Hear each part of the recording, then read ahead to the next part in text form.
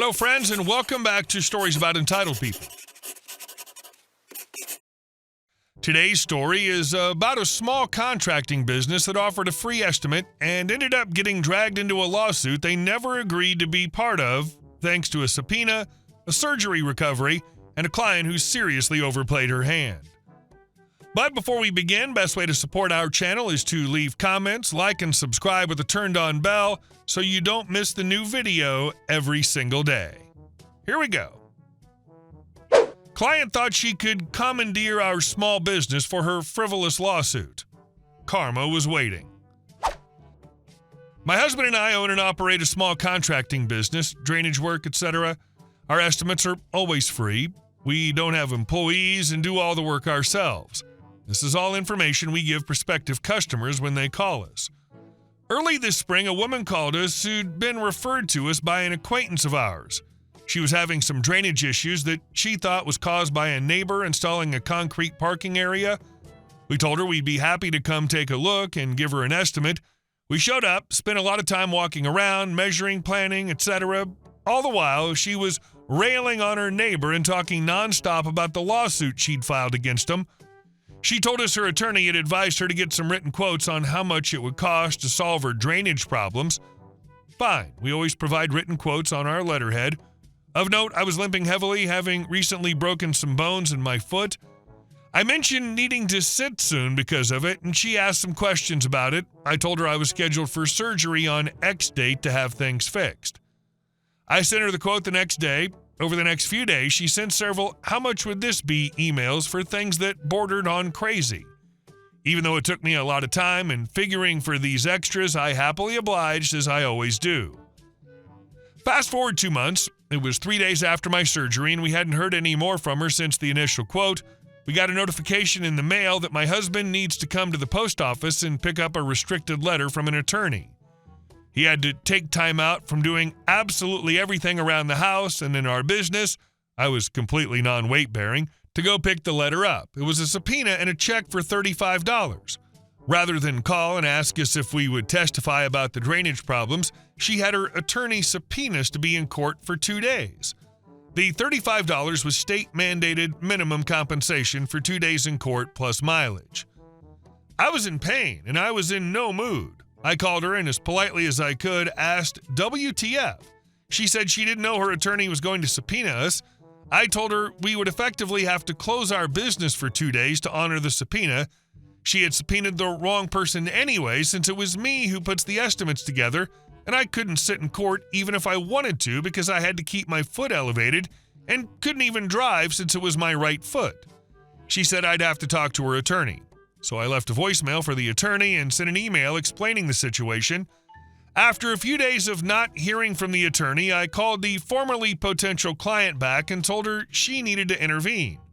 I have no control over what my attorney does. I told her you absolutely have control over what your attorney does. Afterwards, I sent another email to the attorney telling her we had nothing to contribute. We had revoked the estimate, and even if we did have something to contribute, she had subpoenaed the wrong person, and I was physically unable to sit in court for 2 days. Furthermore, asking us to close our business and sit in court for 2 days for $35 would be a financial burden. The attorney finally responded to my email a week later, a few days before the court date, and asked when a good time would be to meet with me to go over what I would say in court. It wasn't my proudest moment when I responded with, "Do you have some sort of reading comprehension problem?" She finally released the subpoena after I told her she really didn't want the jury to hear what I had to say about the ridiculous lawsuit. Also, the neighbor had a counterclaim for defamation, and her client wouldn't shut up about all the nefarious doings of her neighbor while we were there looking at her property. I told her if opposing counsel asked, I'd be honest about that. Out of curiosity, I looked at court records after the trial date had passed. Of course she lost her case. It made me smile when I saw that her neighbor had won the counterclaim for defamation. I actually laughed at the $35 check because it's so absurd it feels fake, but it's not. People really think that's acceptable compensation for 2 days of someone else's livelihood. The disconnect is insane. What gets me is that she clearly understood money when it came to suing her neighbor, but suddenly couldn't grasp how closing your business would hurt you. And And our next story. Evil neighbor gave me the neighborhood standards lecture. His standards included stealing my utilities for a decade. Some years ago, I was working at a mine. Leave the smallish town I was living in, fly to site for 2 weeks, fly home for 1 week, rinse, repeat. As a dual-trade sparky/instro, it was long hours and very good money. The kind of money that makes you think buying a project house is a clever idea instead of a curse. With the cash rolling in, I bought a fixer-upper to work on during my weeks off, with the plan to sell it later. A couple construction mates would help out now and then in exchange for beer and barbecue. This is the way. The place was an old single-story timber house, 4 bedrooms, 1.5 baths on a half-acre block. But the real selling point was the shed, a big 4-bay job with power and water, plus a John Deere ride-on mower for the grass.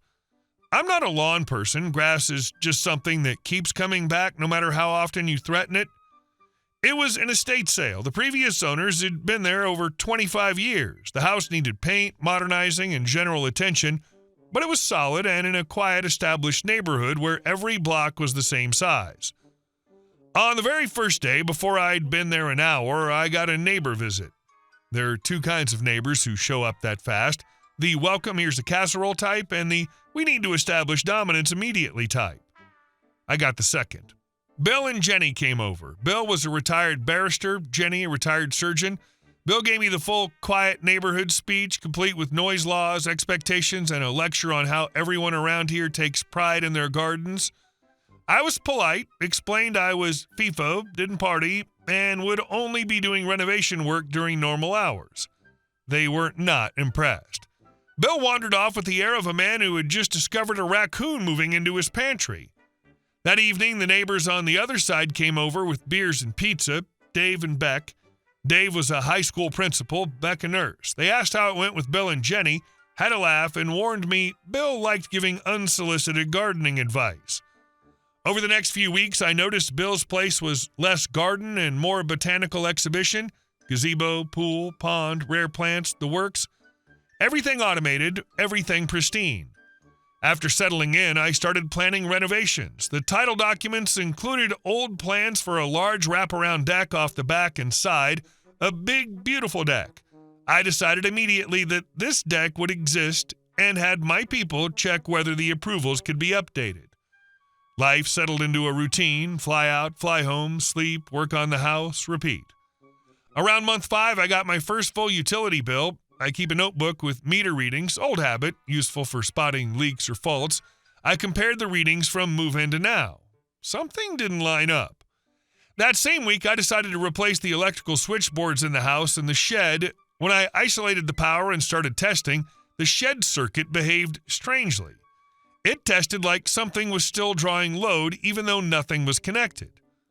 While I was doing this, I noticed Bill watering part of his garden by hand. This was odd. Bill had a fully automated irrigation system that usually ran like clockwork. I'd never seen him holding a hose before. The next day, I borrowed a cable locator and traced the underground run to my shed. About halfway along, it showed a branch off my shed's power line heading toward Bill's property.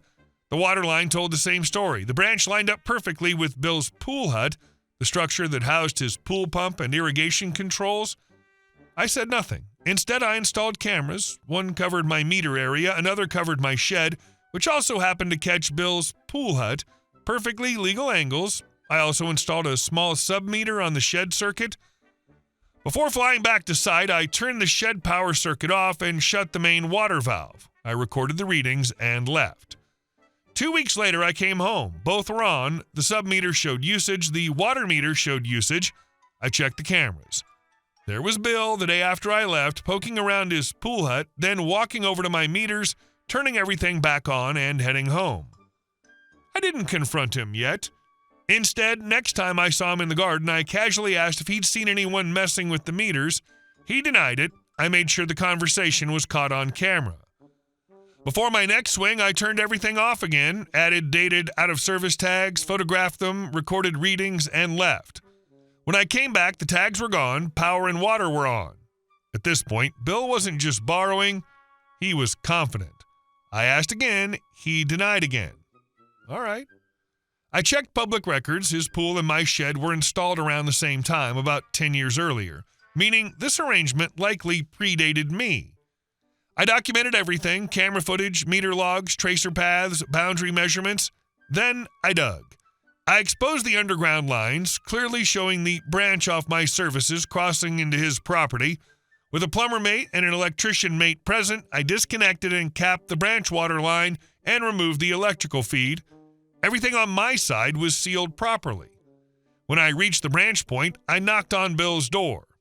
Jenny answered. She saw the trench, paused, and said there was nothing to discuss. I told her I'd be home if Bill wanted to talk. He came over shortly after, furious, threatened legal action, accused me of tampering, tried to bully. I let him finish, then I showed him the footage, the tags, the logs, and the traced lines. I explained calmly that he'd been taking power and water from my meter, and before that, likely the previous owners. He went quiet, not apologetic, just trapped. After that, everything stopped. No more complaints, no more police calls, no more lectures about neighborhood standards. I finished the renovations, built the big, beautiful deck, sold the house a year later as planned, and moved on. Bill kept his garden. He just paid for it himself. The scariest part of this is how comfortable he was. Turning your meters back on while you were gone, ripping off tags, denying it to your face. That's not desperation. That's entitlement baked in over years. He didn't think he was stealing. He thought it was his because it had always worked that way. I guarantee the previous owners either never noticed or were too old to fight him, and he built his entire little Eden on that assumption. The fact that he shut up the moment you laid out receipts tells me he knew exactly what he was doing the whole time. Hey guys, thank you all for watching the video. I'll see you in the next one.